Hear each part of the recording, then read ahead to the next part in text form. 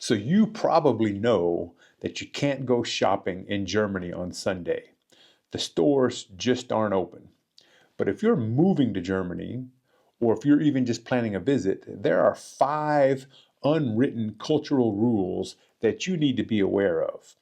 Now, these rules, if you violate them, um, you're not going to go to jail, right? But you will get some dirty looks, and they may cause serious embarrassment if you violate them. So I'm Lee, and my wife Betty is behind the scenes doing all the real work. And today I'm going to share with you 5 unwritten cultural rules in Germany that are very important. And some of these, it took me years to learn about them. And I've got one, especially for you gentlemen out there, that's very important, and you need to know this before you visit a German home. Let's go. All right, number one, the first thing we're going to talk about is lines, or the lack of lines, or the chaos that happens when lines are formed. So Germans are very famous for being orderly and following rules, and that's true. They are the vast majority of the time, except when it comes time to queue up. Betty and I, we often joke that line etiquette must not be taught in German kindergartens because for some reason it just doesn't work. So whether it's at the gelato shop on a hot summer afternoon, or you're lining up for the ski lift, for the chairlift on the ski slope, it is survival of the fittest, right? So it's like you're on the Titanic is going down, and you're fighting for the last lifeboat. Even sweet old omas will throw elbows to get in front of you to get to the front of the line. So it's serious business lining up in Germany. And so Betty and I, we even have a name for it, and we call this Sonia-ing. And this is in honor of our dear, sweet former neighbor, Sonia. We lived next to her for about 5 years, and she's the sweetest lady you ever want to meet. She would invite us over for Kaffee and Kuchen every Friday afternoon. Every year when we lived next to her, she invited us over for Heiligabend, for Christmas Eve, with her and her family. Just a really sweet lady. But Sonia, she is a master of sneaking her way up to the front of a line. And so Betty and I, typically, if we're in a place and we're in a really long line and we're waiting, oftentimes Betty will look at me and she'll say, okay, you stay here, and I'm going to go try to Sonia my way up to the front of the line, right? So that's what it is. And if you're in the supermarket and you're lined up at the supermarket and they announce that they're opening up another line, just be careful, because so normally, from my experience in the United States, if you're in this situation and they announce they're opening up another line, typically the people in the back will allow the people in the front to kind of move over, and then they'll line up. But here, the people in the back, sometimes they'll just sprint as hard as they can to get to the front because everybody wants to be to the front of the line. And it can be very stressful. But I have to say, on the flip side of this, if you're in line at the supermarket and maybe the person in front of you has a whole shopping cart full, then and you only have 3 or 4 items, you're not buying very much. Almost 100% of the time, the person in front of you will tell you to go ahead and go up to the front, and that's just been my experience. They do that all the time, right? But otherwise, it's every man, woman, or child for themselves when it comes to standing in line in Germany, right? So Germans might be chaotic when they get in lines, but there's one area in which they are very superstitious about. And if you mess this one up, you're going to really be in trouble. Okay, so the second social rule I'm going to talk about is birthdays. In the United States, we're very flexible. If I know you, and I know that your birthday is going to be next week or maybe even 2 weeks from now, and I know I'm not going to see you for your birthday, it's no big deal if I just say, hey, have a great birthday or happy birthday. I might wish you a happy birthday, a week or two in advance. But in Germany, that is absolutely a no-go. Just if you know their birthday's coming up and you know you're not going to see them, just wait until their birthday and send them a message, give them a phone call, or just wait until the next time you see them after their birthday, and wish them a belated birthday, right? So do not wish them happy birthday. If you wish someone happy birthday before their birthday, they're going to look at you like you just cast a plague on them and their entire family. It is seriously bad luck, so don't do it. And the other thing, while we're on the topic of birthdays, if it's your birthday, get your wallet or your purse ready, because in Germany, the birthday boy or the birthday girl picks up the tab, right? So if it's your birthday and you want to celebrate, and so you invite, some friends to go out to the local pub or whatever for drinks, don't expect them to pick up your tab, to cover your tab, or you're going to be very embarrassed at the end of the night. Because typically when you invite people out to celebrate your birthday, you are buying their drinks. You're basically saying, hey, come with me. I want to buy you some drinks on your birthday.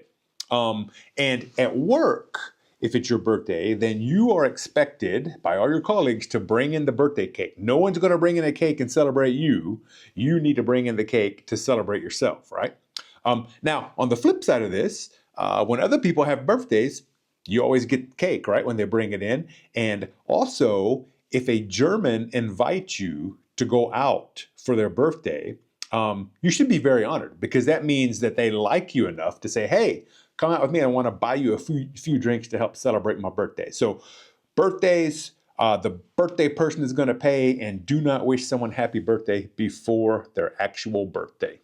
All right, so once all that birthday cake is gone, don't expect another big, elaborate birthday meal, because you've had it already. So in this, we're going to cover our next big difference in daily eating habits between Germans and Americans.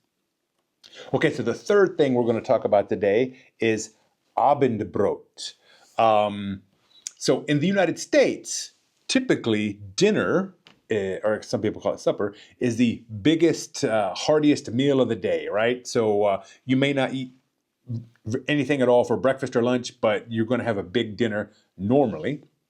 But in Germany, that's not the case. And I think many other European countries, it's the same way. They don't have a big dinner. In Germany, it's called Abendbrot, which literally translates into evening bread, right? So the bread in Germany is so good, they actually have a meal in honor of it, Abendbrot, evening bread. And so picture a charcuterie board, right? With some big German bread, the best bread in the world, by the way, in my opinion. You've got your meat, you've got your bread, you've got your cheese, you've got some pickles, maybe some chopped up vegetables, and that's about it. No cooking, right? So you just have your charcuterie board, and that's it. So it saves up on cleaning too, right? And so I remember a few years ago, I was invited over for dinner at one of my colleagues' house. And so I went over there, and we had a nice meal, big hot meal with her and her family. And then we had dessert, right? So we're eating dessert, and she had three really cute kids, right? And so we're eating dessert, and her youngest daughter, this little girl, sitting next to me, and she kind of leans over and she looks at me and she whispers and she goes, "I'm so glad you're here." Right? And I was like, wow, I'm very honored. I said, well, thank you very much. I'm glad to be here too. And then she goes, yeah, we normally only get Abendbrot, and we never get dessert. Thanks to you, we're getting ice cream, right? So there you go. So at least someone was happy I was there, I guess. I thought that was pretty funny. So by the way, Betty loves the Abendbrot tradition. So it makes preparing a meal so much easier after a long, busy day. There's no cooking, saves up on mess. So Betty is all for Abendbrot. All right. So what happens with all that bread and that cheese and that meat that gives you an upset stomach, right? So you might think you're just going to go to the store and pick up some medicine. So now we're going to cover another big difference between the United States and Germany when it comes to buying medicine. All right, number 4, buying medication. And so in the United States, I'm not sure what other countries are like us, if, maybe if any are, but in the United States, you can go to you can buy aspirin, ibuprofen, acetaminophen, NyQuil, Sudafed, all kinds of aches and pains and cream medicines. You can just go to the local supermarket. Or maybe even the gas station and just buy this stuff off the shelf. It's that easy. But in Germany, it's not like that. So in Germany, supermarkets or even Drogeriemarkt, it's forbidden to sell drugs. You can get vitamins, supplements, hygiene products, herbal teas, but that's about it, right? And it's kind of confusing because Drogeriemarkt actually translates as drugstore, but they don't sell drugs there. So that really confused me. I remember, when I first moved here one time, going to the store, I wanted to get some Tylenol or some acetaminophen or something, looking all over the store, where they have like their hygiene products, and I just couldn't find it. And then I finally figured out, someone finally told me that you can't buy it there, right?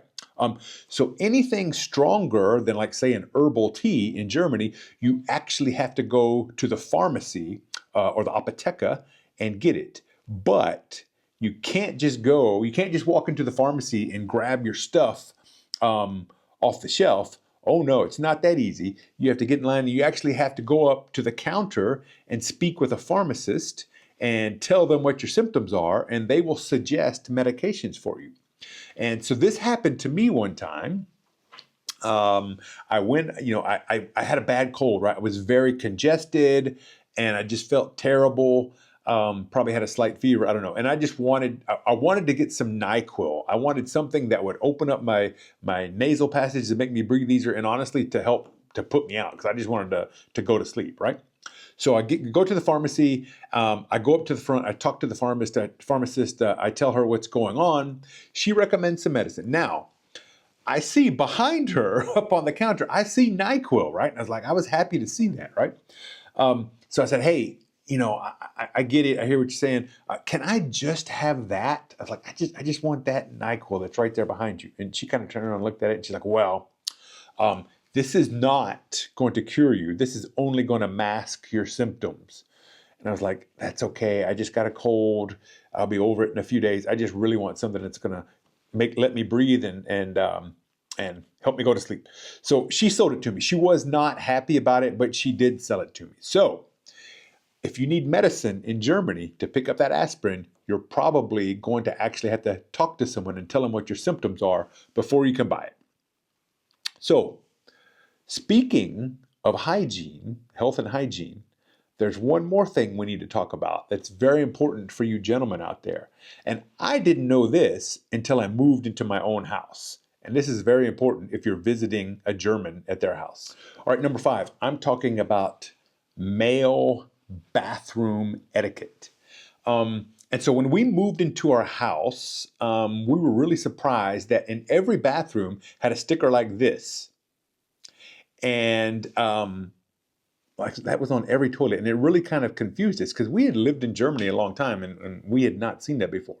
And so it turns out in Germany, it's culturally expected for men to sit down to pee, even in their own home, unless, and this is, by the way, they have a term for this. It's called a Sitzpinkler. Now, they're expected to do that unless the house actually has a urinal. And I remember when we were looking for houses one time to rent, like a lot of the real estate agents or the people who were renting the house were very proud to show us, that the bathroom had a urinal in it. And, I thought, okay, well, that's cool, I guess. I personally thought I didn't really need it, but then I found out later about this. So I guess that's kind of an important thing to have a urinal in your bathroom. Now, I'm a manly man, right? And when I first heard this, I was like, no way. I struggled. I was like, there's no way. It's just not something I'm going to do, right? But the more you think about it, it really kind of makes a lot of sense, right? There's no splash damage when you go to the restroom. And because come on, guys, right? Things happen. Aim is not always there, especially maybe if you've had a few too many drinks, or if it's late in the night, you get up in the middle of the night. And if you have little kids, if you have sons or boys running around, they don't care what they pee on, to be quite honest. So it saves a lot of mess, and it helps resolve the battle of leaving the toilet seat up or down between men and women, right? So there you go. Sitzpinkler, setting down to pee. Now, if you go to if you visit a German house, just sit down and do your business and I tell you what, your hosts will definitely appreciate it. All right, so what do you think? Are you going to give it a second thought before the next time you wish someone a happy early birthday? Have you ever Sonia'd your way up to the front of the line, or will this change how you eat dinner, right? So let us know what you think. Which one of these cultural differences surprised you the most, or do you have one that I didn't mention that you feel is very important? Write that in the comments as well. If this video may have saved you a cultural faux pas, please hit that like button and consider subscribing to our channel. We really appreciate your support. We couldn't do this without you guys watching our videos. And so join us next week for some more travel or cultural experiences here in Germany. Until then, bis später.